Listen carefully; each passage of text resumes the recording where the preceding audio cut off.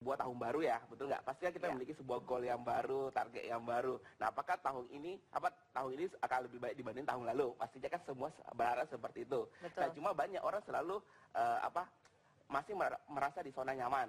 Nah, kenapa? Wah, saya udah cukup kerja seperti itu. Tapi dia nggak pernah menyangka atau tidak pernah mempersiapkan sejak dini. Ketika dia tiba-tiba mungkin kena PHK atau mungkin kena sakit sehingga penghasilannya hilang. Nah, sehingga penghasilannya nggak ada lagi. Sementara kan hidup jalan terus, udah nggak?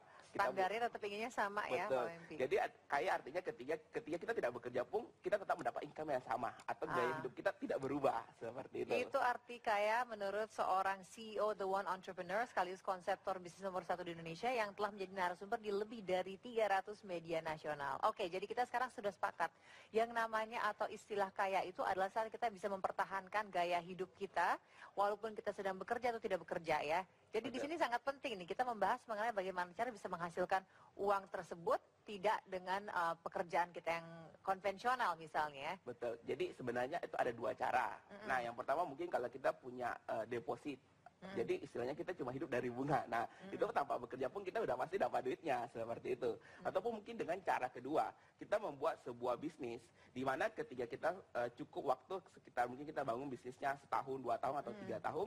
Nah, itu kita bisa tinggalkan. Nah, ketika meskipun kita tinggalkan sudah ada sistem yang bekerja sehingga kita tetap mendapatkan penghasilan yang kita inginkan seperti itu. Dan bisa diturunkan kepada anak-anak kita juga pastinya. Nah, itulah yang kita bilang namanya peternakan uang.